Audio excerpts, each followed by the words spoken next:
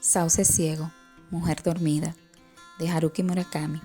Cuento número 53 de los que debes estudiar para pertenecer al taller literario Narradores de Santo Domingo, en la voz de Arelis Taveras. Al cerrar los ojos, percibí el olor del viento, un airecillo de mayo con turgencias afrutadas.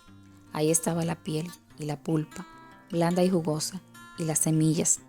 La fruta reventó en el aire y las semillas, convertidas en una nube de blandos perdigones, dieron contra mi brazo desnudo. Atrás solo dejaron un dolor tenue.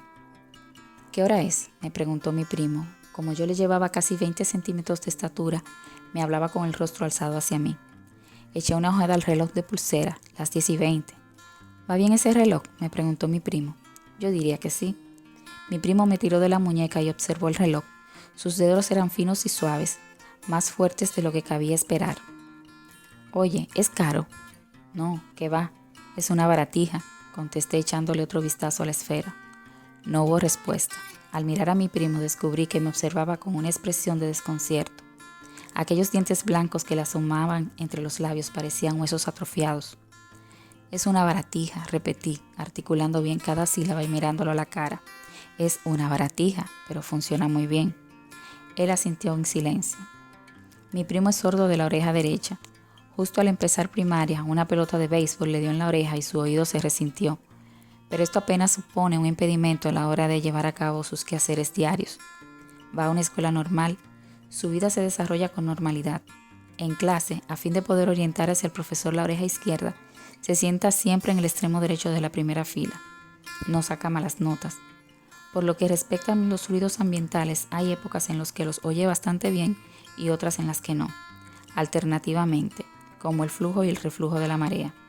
Y muy de vez en cuando, a razón de una vez cada 6 meses aproximadamente, pierde casi por completo la audición de ambos oídos, como si el silencio de la oreja derecha se hiciera más profundo y acabara sofocando los sonidos de la oreja izquierda.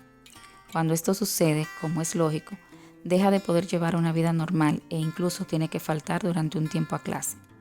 ¿Por qué le ocurre semejante cosa? No lo saben ni los médicos. Es un caso sin precedentes, sin tratamiento posible.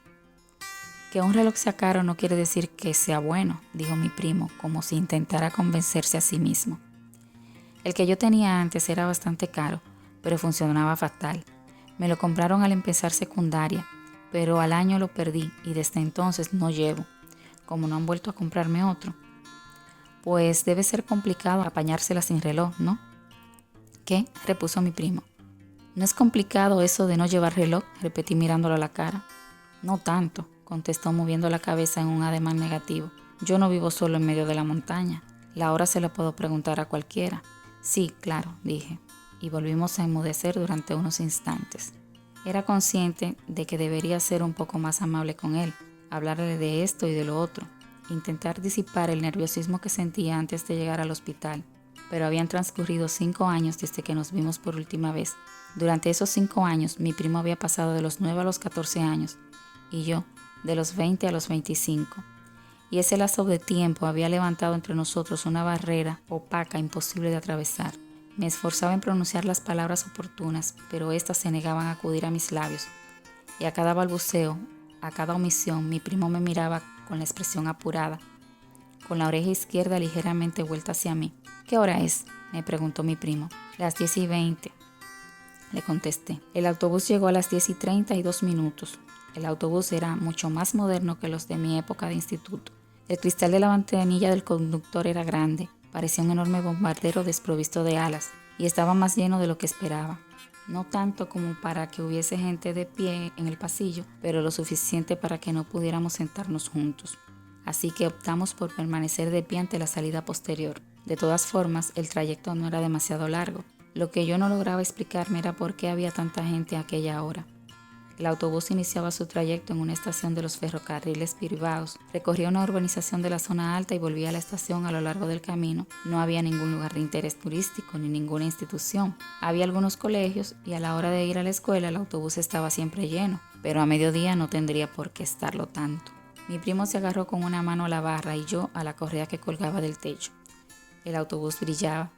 Parecía recién salido de fábrica. Los metales relucían, sin una nube que los empañara, tan limpios que podías ver tu cara reflejada en su superficie. El tapizado de los asientos era tupido y las señales del orgullo y optimismo, características de las máquinas nuevas, eran evidentes, incluso en cada uno de los pequeños tornillos. Que el autobús fuera nuevo y que estuviese más lleno de lo que yo suponía, me desconcertó. Tal vez hubiese cambiado de trayecto sin que yo lo supiera. Recorrí el interior del vehículo con ojos atentos. Miré hacia afuera, pero allí solo encontré la apacible zona residencial de costumbre. «Vamos bien con este autobús, ¿verdad?», me preguntó mi primo con inquietud. Tal vez le preocupara la expresión de desconcierto que asomaba a mi rostro desde que habíamos montado en el autobús. «Sí, tranquilo», le dije a medias para convencerme a mí mismo. «No hay equivocación posible, es la única línea que pasa por aquí». «Antes cogías este autobús para ir al colegio, ¿verdad?», me preguntó mi primo. «Sí, ¿y a ti te gustaba la escuela?». «No mucho», le dije con franqueza, pero allí veía a mis amigos e ir a clase tampoco era tan duro que digamos. Mi primo reflexionó sobre lo que le había dicho. «¿Y a esos amigos los ves todavía?». «No, ya hace mucho que no he vuelto a verlos», respondí eligiendo las palabras con cuidado. «¿Y por qué? ¿Por qué no nos veis?». «Porque vivimos muy lejos». No era cierto, pero tampoco tenía otra explicación que darle. Cerca de mí estaba sentado un grupo de ancianos. Habría unos 15 en total. A ellos se debía en realidad que el autobús estuviera tan lleno. Los ancianos estaban todos muy morenos, lucían un bronceado uniforme hasta en el cogote, y todos, sin excepción, estaban delgados. La mayoría de los hombres vestía camisa gruesa de montaña, la mayoría de las mujeres una blusa sencilla sin adornos. Sobre sus rodillas descansaban mochilas pequeñas de esas que se llevan a las pequeñas excursiones a las montañas. Todos los ancianos presentaban un aspecto sorprendentemente parecido, como si alguien hubiera sacado un cajón de muestras clasificado al detalle y lo hubiera traído tal cual. Pensándolo bien, era muy extraño. Rutas para ir a la montaña, a lo largo de aquella línea no había ninguna. ¿A dónde diablos se dirigían? Agarrado a la correa intenté dilucidarlo, pero no se me ocurrió ninguna explicación. «¿Crees que esta vez harán daño? ¿Crees que esta vez me harán daño?», me preguntó mi primo. «Pues no lo sé», dije, «apenas he oído nada sobre el tratamiento». «¿Y tú? ¿Has ido alguna vez al otorrino?». Sacudí la cabeza en ademán negativo. Ahora que lo pensaba, no había ido jamás, ni siquiera una sola vez en toda mi vida. «¿Las otras veces te ha dolido mucho?», le pregunté. «No, no tanto», contestó mi primo poniendo cara hosca. «No es que no me haya dolido nada, algunas veces me ha dolido algo, pero no se puede decir que me hayan hecho un daño horroroso». «Pues entonces esta vez irá igual. Por lo que dice tu madre, no parece que el tratamiento vaya a variar gran cosa. Pero si me hacen lo mismo de siempre, esta vez tampoco me curaré, ¿no?». «Vete a saber, a veces las cosas pasan así, por las buenas, como si se descorchara una botella de repente», dijo mi primo. Le eché una rápida ojeada, pero en su rostro no advertí la menor sombra de sarcasmo. «Con un médico distinto todo es diferente, quizás un cambio en el tratamiento, por pequeño que sea, pueda tener una gran importancia. No debes desanimarte tan fácilmente». «Yo no estoy desanimado», replicó. «¿Harto entonces?». «Pues sí, la verdad», suspiró. «Lo peor es el miedo, lo más horrible. Lo que más miedo me da no es el dolor en sí, es imaginar el daño que pueden llegar a hacerme. ¿Me entiendes?». «Creo que sí», le respondí. Aquella primavera me habían sucedido muchas cosas. Debido a una serie de circunstancias, había dejado la pequeña agencia de publicidad de Tokio, donde había trabajado los últimos 2 años. Por esas mismas fechas había roto con la chica con la que había estado saliendo desde la universidad. Un mes más tarde, mi abuela moría de cáncer de intestino y yo regresaba a esta ciudad, después de 5 años de ausencia, cargado solo con una pequeña bolsa para asistir a los funerales. Mi habitación seguía tal como yo la había dejado. En las estanterías se alineaban los libros que yo había leído. Allí estaba la cama donde yo había dormido y el pupitre que había usado, los viejos discos que había escuchado. En aquella habitación todo estaba reseco, perdidos el color y el aroma que habían poseído en el pasado. Solo el tiempo permanecía inalterado de una manera casi prodigiosa. Pensaba tomarme 1, 2, 3 días de descanso tras los funerales y luego regresar a Tokio. Tenía contactos y quería ver si se concretaban en un nuevo empleo. También quería mudarme, empezar de nuevo en un decorado distinto. Pero conforme pasaba el tiempo se me hacía más difícil ponerme en pie. No hablando con propiedad, aunque me esforzaba en moverme, era incapaz de hacerlo. Encerrado en mi habitación, escuchaba mis viejos discos, releía las novelas que había leído mucho tiempo atrás. A veces arrancaba los hierbajos del jardín. No veía a nadie, no hablaba con nadie, excepto con los miembros de mi familia. Un día vino mi tía y me dijo que mi primo iba a iniciar un tratamiento en un nuevo hospital y que si podía acompañarlo. En realidad tenía que haber sido ella quien lo acompañara, pero le había surgido, según me explicó, un compromiso inexcusable. El hospital estaba cerca de mi antiguo instituto y yo conocía bien la zona. Además no tenía nada que hacer aquel día, así que no había ninguna razón para negarme. Mi tía me tendió un sobre con dinero diciendo que luego nos fuéramos a almorzar los dos juntos. El motivo por el cual mi primo cambiaba de hospital era porque el tratamiento que recibía en el anterior no había surtido efecto. Peor aún, los periodos en que empeoraba eran cada vez más frecuentes. Cuando mi tía se quejó, el médico apuntó que las causas no pertenecían al ámbito de la medicina, que debían de hallarse en el entorno familiar, y ambos se enzarzaron en una pelea. Hablando con franqueza, nadie esperaba que el cambio de hospital propiciara una súbita mejoría en las condiciones auditivas de mi primo. Nadie lo formulaba en voz alta, claro está, pero lo cierto es que todo el mundo había perdido ya la esperanza de que se recuperara. Mi primo y yo vivíamos cerca, pero llevándonos como nos llevábamos más de 10 años, jamás habíamos tenido una relación muy estrecha. En las reuniones familiares yo me limitaba a sacarlo a pasear o a jugar con él. A pesar de ello, los parientes empezaron a asociarnos el uno al otro. Empezaron a creer que él sentía un cariño especial por mí y que yo sentía, a mi vez, una debilidad especial hacia él. Durante mucho tiempo no entendí la razón, pero en aquel momento, al mirarlo con la cabeza un poco ladeada y la oreja izquierda vuelta hacia mí, me sentí extrañamente conmovido, como el rumor de la lluvia oído largo tiempo atrás. Aquella postura embarada caló en mi corazón y creí adivinar por qué nuestros parientes se empeñaban en asociarnos el uno al otro. Cuando el autobús hubo efectuado 7 u 8 paradas, mi primo volvió a alzar inquieto los ojos hacia mí. ¿Falta mucho todavía? Sí, tranquilo.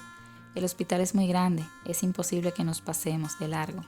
Yo miraba distraídamente como el aire entraba por las ventanillas hacia ondear con dulzura la visera de los sombreros y los pañuelos anudados al cuello de los ancianos. ¿Quién diablos era aquella gente? ¿Y a dónde diablos iba? Oye, ¿vas a trabajar en la empresa de mi padre?, me preguntó mi primo. Lo miré sorprendido. Su padre, es decir, mi tío, poseía una imprenta bastante grande en Kobe, pero yo jamás había contemplado la posibilidad de trabajar en ella. Tampoco me habían hecho ninguna propuesta en ese sentido. A mí nadie me ha dicho nada, dije. ¿Por qué? Mi primo enrojeció. Se me ha ocurrido así sin más, respondió, pero a mí me gustaría. Así te quedarías aquí y todo el mundo estaría contento. La voz pregrabada anunció por los altavoces la siguiente parada de autobús, pero nadie apretó el botón solicitándola. Tampoco se veía nadie en la calle esperando. Es que tengo cosas que hacer en Tokio, dije. Mi primo asintió en silencio. En realidad no tengo nada que hacer en ninguna parte, pero el último lugar donde puedo estar es aquí. Conforme el autobús fue subiendo la cuesta de la montaña, las hileras de edificios se hicieron más escasas. El tupido ramaje de los árboles arrojaba una densa sombra sobre la calzada. Empezaron a aparecer casas de estilo extranjero, de paredes pintadas y vallas bajas. El aire era fresco.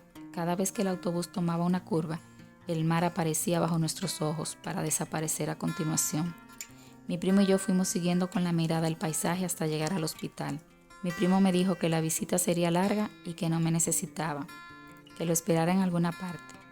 Tras dirigir un breve saludo al médico, salí de la sala de consulta y me dirigí a la cafetería. Aquella mañana apenas había desayunado y tenía el estómago vacío, pero en el menú no encontré nada que me despertara el apetito. Al final pedí solo un café. Era un día laborable por la mañana y en el comedor, aparte de mí, únicamente había una familia. El que debía de ser el padre era un hombre cuarentón con un pijama a rayas azul marino y unas zapatillas de plástico. La madre y las 2 niñas pequeñas, gemelas, estaban de visita. Las 2 gemelas vestían idénticos vestidos blancos y ambas estaban inclinadas sobre la mesa, con cara muy seria tomándose un zumo de naranja.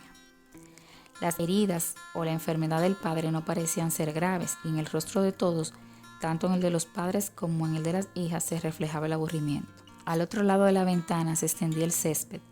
El sistema de aspersión giraba ruidosamente, esparciendo sobre la hierba gotas de blancos destellos. 2 pájaros de largas colas y el chillido estridente cruzaron el césped en línea recta para desaparecer al instante de mi campo visual. En un extremo de la extensión de hierba había unas canchas de tenis sin redes y no se veía un alma en ellas. Más allá de las pistas había unas hileras de olmos y a través de las ramas se divisaba el mar. Aquí y allá, pequeñas olas centellaban al sol de principios de verano.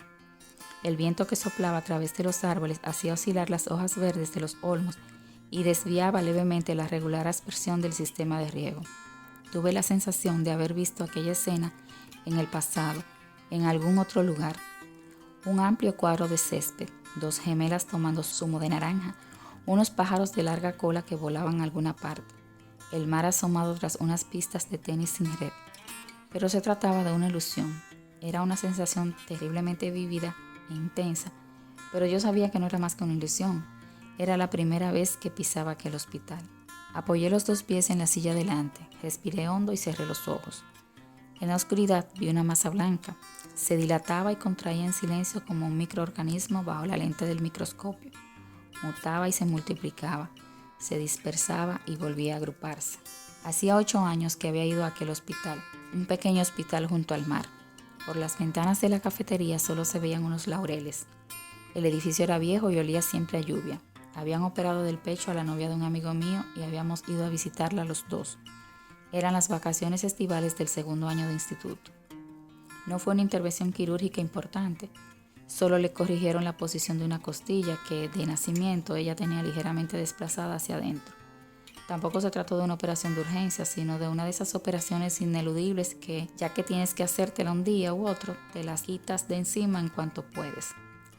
La intervención en sí fue muy breve, pero después tuvo que hacer reposo, así que permaneció hospitalizada unos 10 días.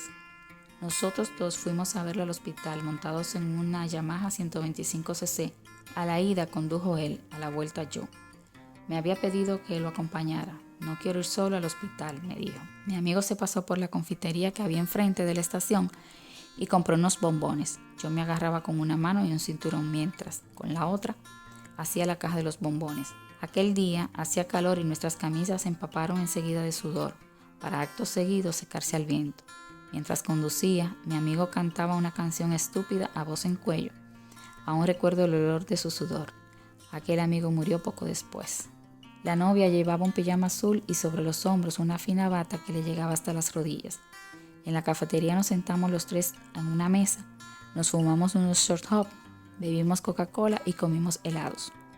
Ella tenía mucho apetito y se tomó 2 donuts, espolvoreados con azúcar y un cacao con toneladas de nata. Ni siquiera después de zamparse todo eso pareció satisfecha. Aquí en el hospital te pondrás como una cerdita, dijo mi amigo atónito. Bueno, ¿y qué? Estoy convaleciente, ¿no?, replicó ella secándose con una servilleta las yemas de los dedos impregnadas de la grasa de las donas. Mientras ellos hablaban, yo contemplaba los laureles al otro lado de la ventana. Los arbustos eran grandes y tupidos que parecía un bosque. Se oía el rumor de las olas. La barandilla de la ventana estaba oxidada por el aire húmedo del mar. El ventilador que colgaba del techo, una auténtica pieza de anticuario, removía el aire caliente de la estancia. La cafetería olía a hospital. Incluso la comida y la bebida, como de común acuerdo, estaban impregnadas de ese olor.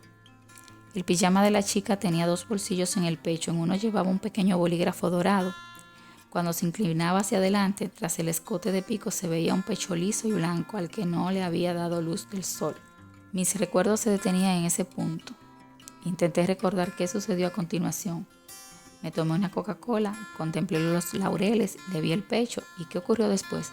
Me removí sobre la silla de plástico y con la mejilla apoyada en el cuenco de la mano, hurgué en los estratos más profundos de mi memoria, como si intentara extraer un tapón clavando la punta del cuchillo en el corcho. Yo aparté la mirada e intenté imaginar cómo los médicos le rasgaban la carne del pecho, cómo introducían los dedos enfundados en guantes de plástico, cómo le corregían la posición del hueso. Me pareció terriblemente irreal, igual que una metáfora. Sí, luego hablamos de sexo. Fue mi amigo quien lo hizo. ¿Qué dijo? Posiblemente contó alguna anécdota referida a mí. Algún ligue frustrado o algo por el estilo. Sí, creo que se trataba de eso. Nada del otro mundo. En realidad, pero lo exageró tanto que ella acabó riéndose a carcajadas. Incluso yo me reí. Mi amigo era muy bueno contando historias. No me hagas reír, dijo la novia con una mueca de dolor. Al reír me duele el pecho. ¿Dónde?, le preguntó mi amigo. Ella se apretó por encima del pijama, un punto en la parte interior del seno izquierdo, justo donde debía encontrarse el corazón. Mi amigo bromeó sobre ello y la novia volvió a reírse. Miro mi reloj de pulsera. Son las 11:45 y mi primo aún no ha regresado. Como se acerca la hora del almuerzo, el comedor ha empezado a llenarse. Una mezcla de sonidos diversos y de voces envuelve la estancia como si fuera una nube de humo. Regreso a mis recuerdos. Pienso en el pequeño bolígrafo dorado que la novia de mi amigo llevaba en el bolsillo del pecho. Sí, con ese bolígrafo ella garabateó algo en mi servilleta de papel.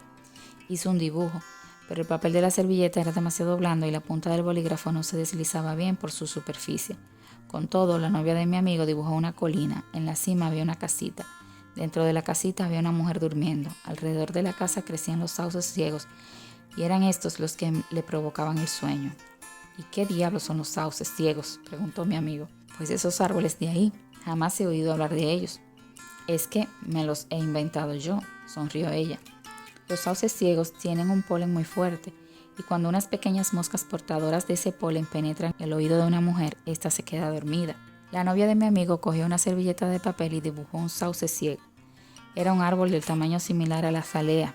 Tenía flores, pero estas estaban rodeadas de gruesas hojas verdes. Las hojas recordaban un ramillete de colas de lagartija. Los sauces ciegos no se parecían en absoluto a los sauces de verdad.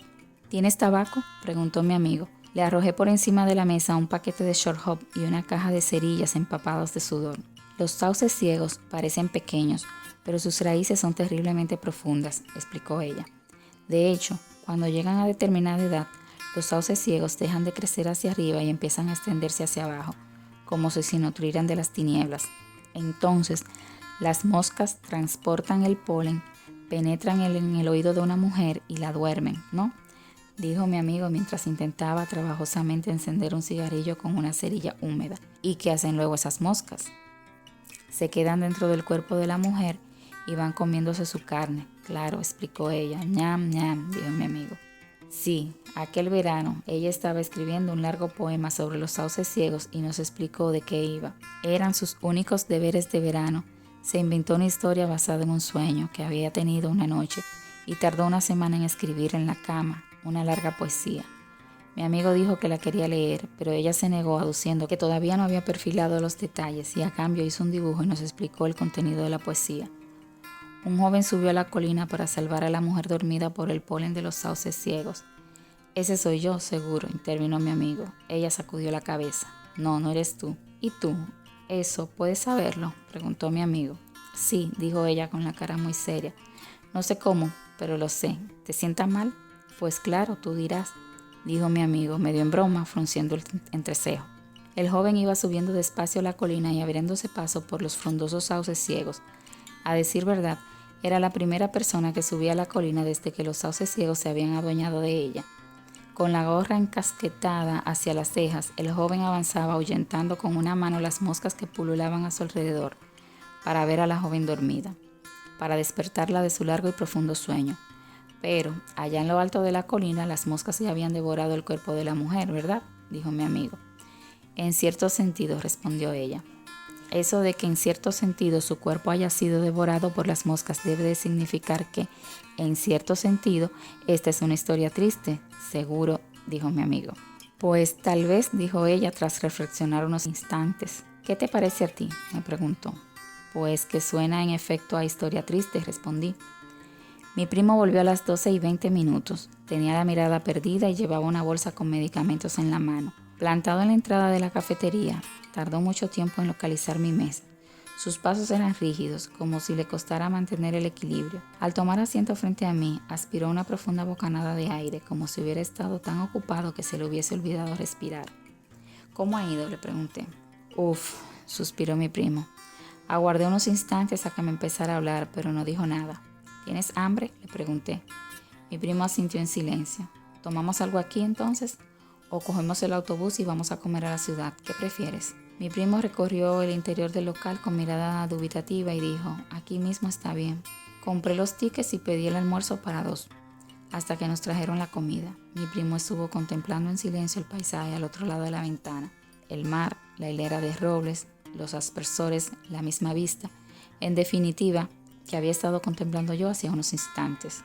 En la mesa contigua, un matrimonio de mediana edad, muy atildado, comía unos sándwiches y hablaba de un conocido suyo ingresado por cáncer. de que si 5 años atrás se le habían prohibido fumar, pero que al parecer ya entonces era demasiado tarde, de que si al levantarse escupía sangre, cosas por el estilo. La mujer preguntaba y el marido respondía. El marido le explicó que en cierto sentido el cáncer era el reflejo de la vida de quien lo padecía. Nuestro almuerzo consistió en hamburguesas y pescado blanco frito, ensalada y pan. Comimos el uno frente al otro, en silencio. Mientras tanto, el matrimonio siguió hablando con pasión de la génesis del cáncer, por qué se había extendido tanto en los últimos tiempos, por qué no había sido posible conseguir un medicamento eficaz, cosas por el estilo. En todas partes igual, dijo mi primo, con voz carente de inflexión, contemplándose las dos manos. Siempre le preguntan las mismas cosas, todos te hacen las mismas pruebas. Estábamos delante del hospital sentados en un banco esperando el autobús. Sobre nuestras cabezas el viento mecía de vez en cuando las hojas de los árboles. Y hay veces en que pierdes el oído por completo, le pregunté a mi primo. Sí, respondió él, y no oigo nada. ¿Y qué se siente en esos momentos? Mi primo se quedó reflexionando con la cabeza ladeada. De pronto, va y no oyes nada, pero tardas mucho tiempo en darte cuenta. No oyes ningún sonido, como si estuvieras en el fondo del mar con tapones en los oídos. Eso continúa durante un tiempo, mientras no oyes nada, pero no se trata solo del oído. No es oír, es solo una parte de todo eso. ¿Es desagradable? Mi primo hizo un breve y categórico gesto negativo con la cabeza. No sé por qué, pero no. Tiene inconvenientes, eso sí, no poder oír nada. Intenté hacerme una idea, pero ninguna imagen acudió a mi cabeza. ¿Has visto Fuerte Apache de John Ford?, me preguntó mi primo. Sí, la vi hace mucho tiempo, respondí. El otro día la pusieron en la televisión, es muy interesante. Sí, sí que lo es, asentí. Al principio de la película sale un general recién destinado al fuerte. A este general sale a recibirlo un capitán veterano que es John Wayne. El general no conoce todavía la situación en la que se encuentra al oeste y en los alrededores del fuerte los indios se han rebelado. Mi primo se sacó del bolsillo un pañuelo blanco doblado y se secó las comisuras de los labios. Al llegar al fuerte, el general se dirige a John Wayne y le dice, de camino hacia aquí he visto algunos indios. Entonces John Wayne, con rostro impasible, le responde, no hay de qué preocuparse, mi general. Si dice usted que ha visto indios, es que los indios no estaban allí. No recuerdo las palabras exactas, pero era algo por el estilo. ¿Entiendes lo que quiero decir? No recordaba que en Fuerte Apache existiera tal diálogo. Me daba la impresión de que era un poco demasiado obtruso para tratarse de una película de John Ford, pero hacía ya mucho tiempo que la había visto. Pues querrá decir que lo que cualquiera puede ver no tiene gran importancia. Vaya, eso me parece. Mi primo frunció el ceño. Tampoco acabo de entenderlo yo, pero cada vez que alguien me compadece por lo del oído, no sé por qué, pero me acuerdo de esas palabras. Si dice usted que ha visto indios, es que los indios no estaban allí. Me reí. ¿Es raro?, me preguntó mi primo. Sí lo es, dije.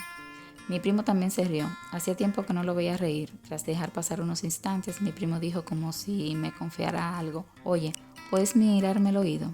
¿Mirarte el oído?, le pregunté con una ligera sorpresa. Basta con que lo mires desde fuera.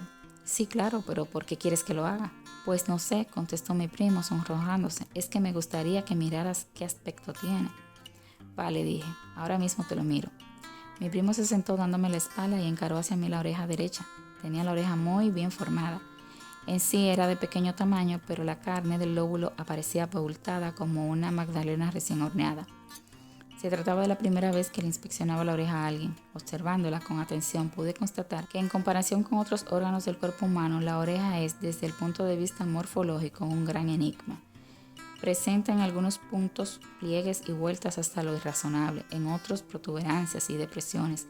Posiblemente haya ido adoptando esa curiosa forma en el transcurso de la evolución, con el objeto de captar mejor los sonidos y retenerlos.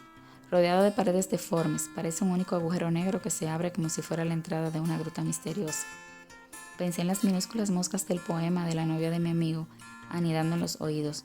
Penetraban en su cálido y oscuro interior transportando un dulce polen adherido a sus 6 patitas, mordisqueaban la rosada y suave carne, sorbían su jugo, ponían sus pequeños huevos en el cerebro, pero no logré verlas, ni oír el zumbido de sus alas. Ya está bien, dije yo. Mi primo se dio la vuelta, cambió de posición sobre el banco. ¿Qué tal? ¿Ha habido algún cambio? Por lo que he podido ver desde fuera no han cambiado nada. Tampoco hay ningún indicio, por pequeño que sea. Pues no, está de lo más normal. Mi primo pareció decepcionado. Tal vez había pronunciado las palabras equivocadas. ¿Te han hecho daño durante la visita?, le pregunté. No mucho, como siempre. Todos te hurgan en el mismo lugar. Deben de haberlo desgastado ya. Ni siquiera me da la impresión de que la oreja sea mía. El 28, dijo poco después mi primo volviéndose hacia mí. El 28 nos va bien, ¿verdad? Yo me había pasado todo el tiempo pensando en otra cosa. Cuando le oí y alcé la mirada, vi cómo el autobús tomaba la curva de la cuesta, disminuyendo la velocidad. No se trataba del autobús moderno de antes, sino de aquel modelo antiguo al que yo estaba acostumbrado. Al frente colgaba el número 28. Me dispuse a levantarme, pero fui incapaz de moverme. Los brazos y las piernas, como si estuviera en medio de una fuerte corriente, no me obedecían. Entonces me acordé de la caja de bombones que llevamos aquella tarde de verano al hospital. Cuando la novia de mi amigo abrió la caja, no quedaba ni rastro de la docena de pequeños bombones convertidos en una masa pegajosa, adherida a los papeles separadores y a la tapa. A mitad de camino hacia el hospital, mi amigo y yo habíamos detenido la motocicleta en la playa. Nos habíamos tendido en la arena a charlar. Dejamos la caja de bombones bajo el ardiente sol de agosto y debido a nuestra negligencia, a nuestra arrogancia, los dulces se habían estropeado. Habían perdido su forma, se habían echado a perder aquel día. Nosotros deberíamos haber sentido algo al respecto. Alguien, uno de los dos, debería haber dicho algo con sentido, aunque no fuera mucho sobre aquello, pero lo cierto es que aquella tarde nosotros no sentimos nada. Intercambiamos algunas bromas estúpidas y nos separamos, nada más, y dejamos atrás la colina donde proliferaban los sauces ciegos. Mi primo me agarró del brazo con fuerza. ¿Estás bien?, preguntó. Volví en mí, me puse de pie. Esta vez pude levantarme sin dificultad, pude volver a sentir en la piel aquella preciosa brisa de mayo. Luego permanecí durante unos segundos en un extraño lugar envuelto en tinieblas, en un lugar donde no existía lo visible y existía lo invisible. Unos instantes después, el autobús 28 real se detenía ante nuestros ojos y abría sus puertas reales, y nosotros pasábamos a su interior y nos dirigíamos a otra parte. Apoyé una mano en el hombro de mi primo. «Estoy bien», le dije.